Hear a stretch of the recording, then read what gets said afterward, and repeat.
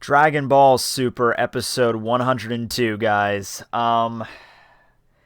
Shit, man. I don't even know where to go. Vegeta does a great job of explaining exactly what the fuck is going on here, I can tell you. Okay. So did anyone just notice a massive tone shift? Anyone else but me? You know, we were in the middle of a fucking tournament to decide the fate of pretty much all of these universes, you know, whether or not these universes were going to continue or if they were just going to be erased, and everyone was kind of a little bit on edge and like, oh shit, I don't want to die, man. I don't want my entire universe to be obliterated. We got to work hard, man. And then in this episode, it just seems to have regressed back into a more traditional, like, anime Dragon Ball kind of fight, you know, not Dragon Ball Z, Dragon Ball, you know, where it's just like, you know, we're just fighting, it's whatever, guys, it's cool, it's fine. Hey, let them do their attack. Come on, let's just give it to them, alright? It just seems like everyone just immediately just like, wait. I know we're in a tournament to decide the fate of our universes, but there are codes that we need to follow here. This is still anime, so we have a bunch of Sailor Moon chicks up on a rock about to go into a crazy magical pixie girl transformation. We need to sit on our asses and we need to let that happen because that is the fucking code.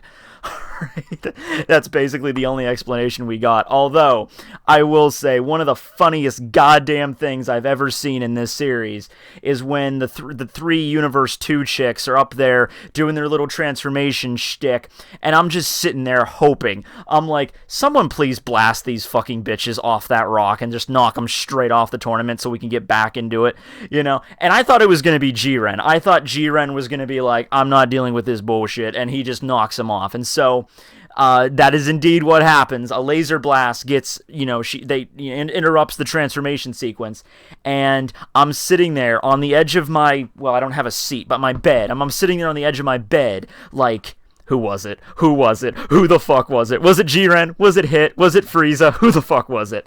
It was 17, and I'm like, okay, fine, I'll take it.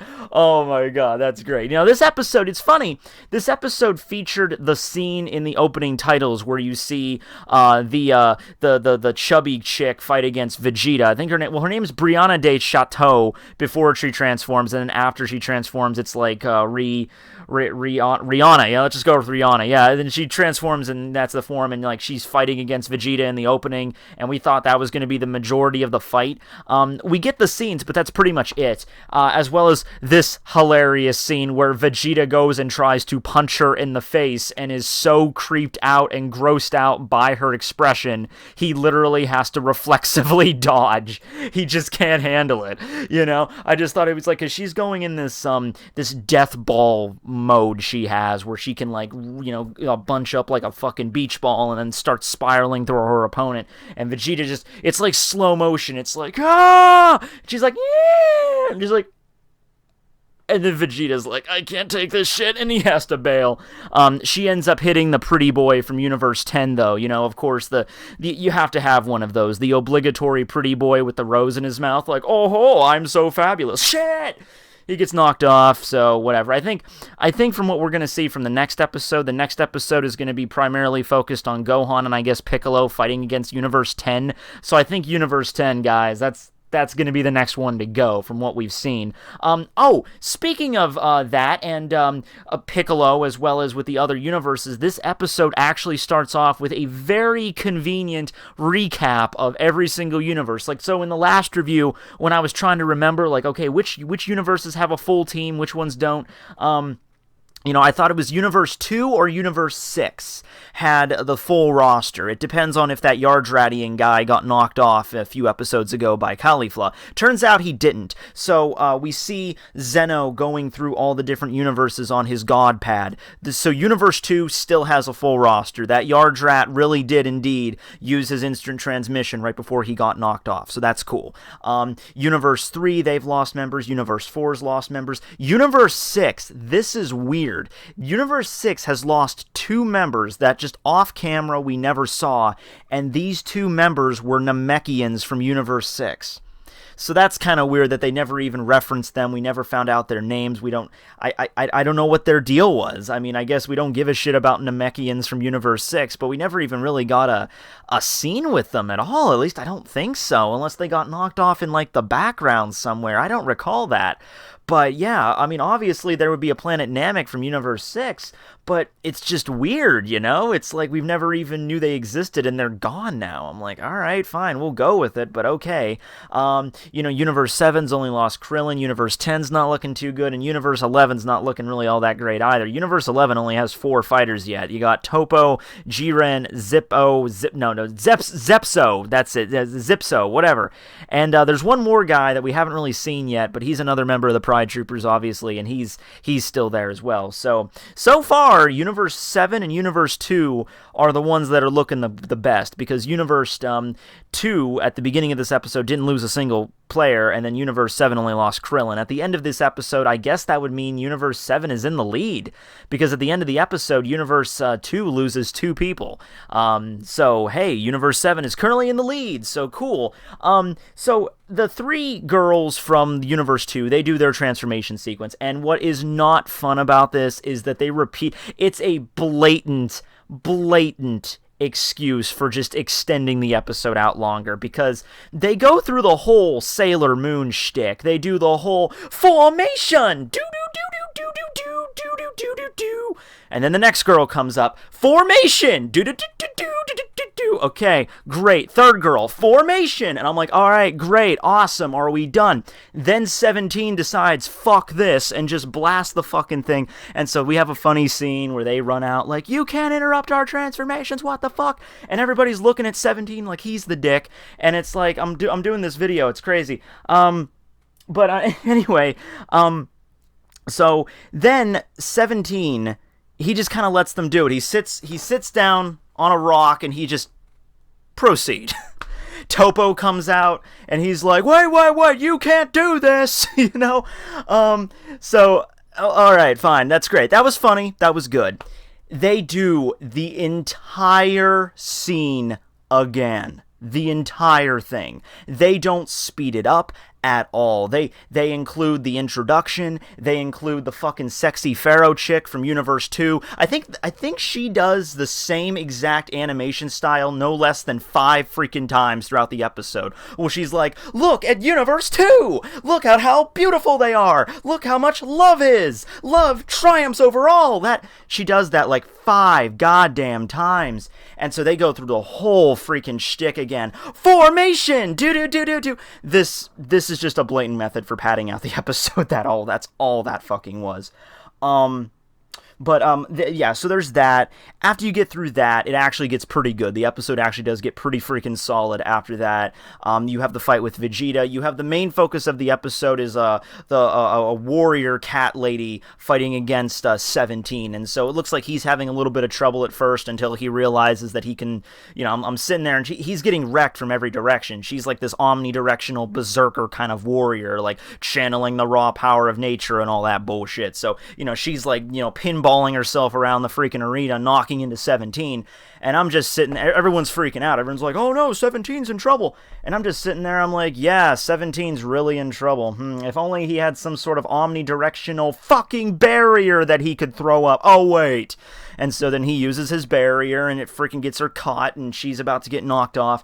Then the vampire chick shows up and saves her, so way to go. And I think they're an item. I think they're kind of like, you know, behind the scenes. But anyway, they get saved, and 17 just proceeds. You know, there's this moment where he gets knocked into a wall, and he's 17 throughout. He doesn't have, even after getting knocked into a wall, he still has the, you know, just bland facial expressions. 18 walks over and is like, you need some help, bro? And 17's like, no, I'm good. And it's just like, I was just a little distracted because she reminded me of the animals on the island. And then so he just flips the fucking switch and then just boom, vampire chick out, and then boom, wild chick out. Very clever method he used, actually. So it wasn't expressly stated what this was, But in the world of Void, it's void, it's darkness, so you need a light source for this tournament to take place so they could see. So there's like a giant, like, incandescent light bulb just floating above the arena, acting as a light source,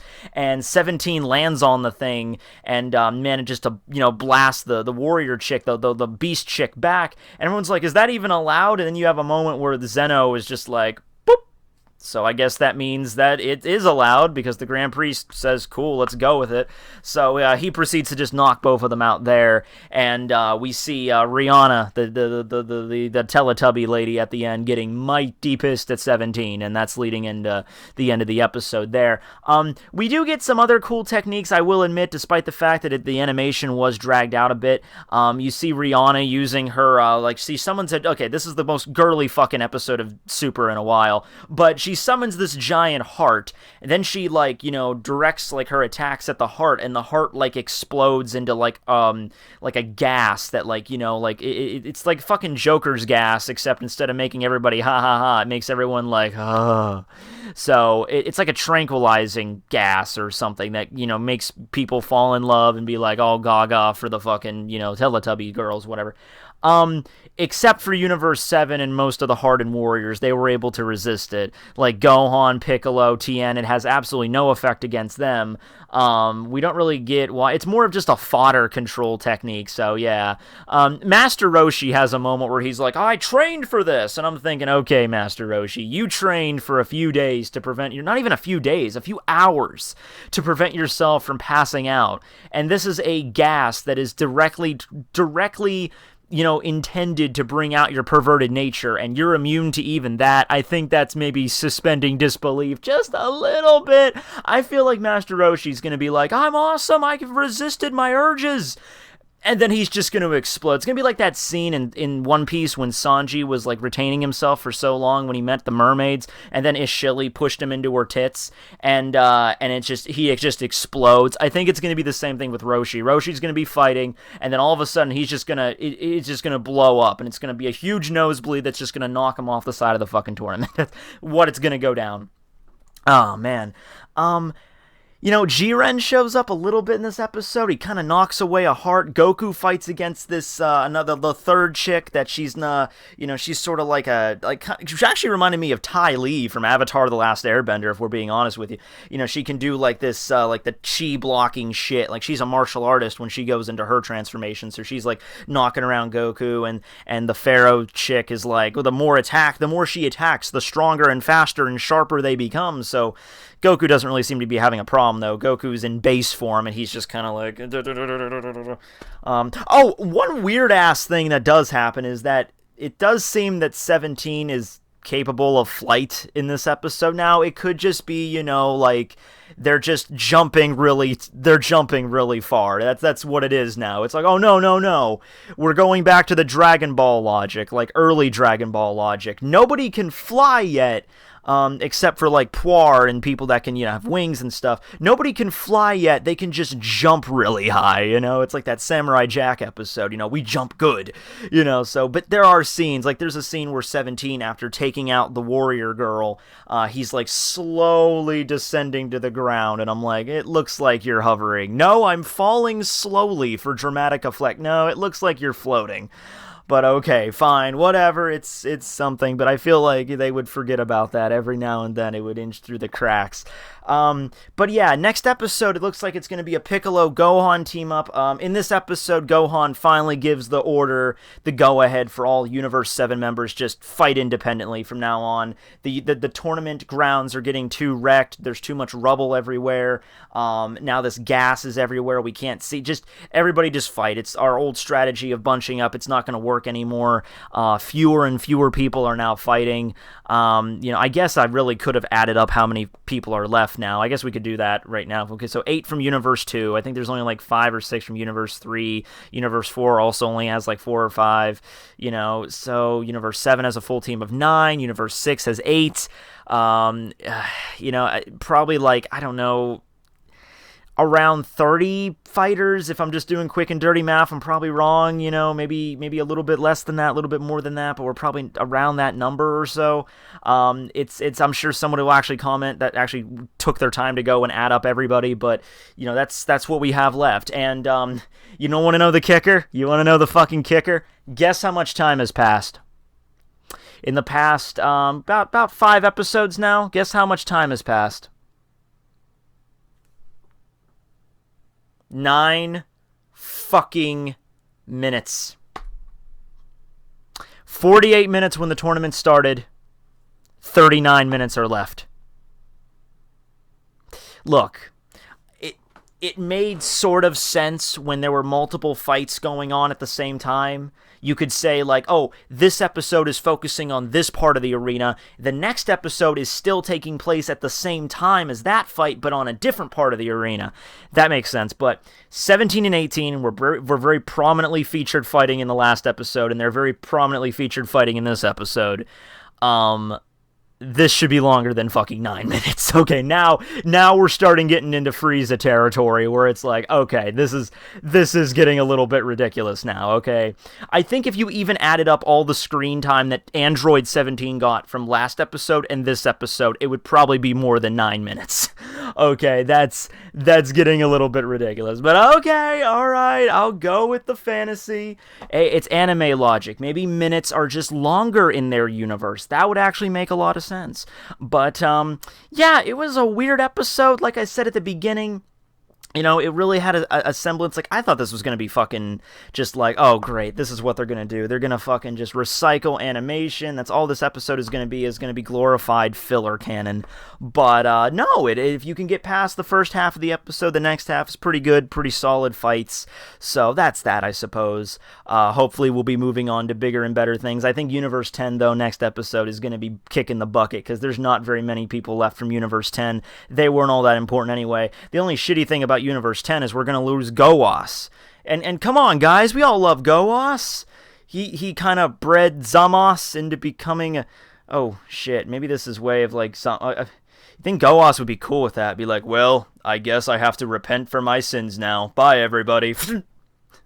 Okay, that got dark, but okay.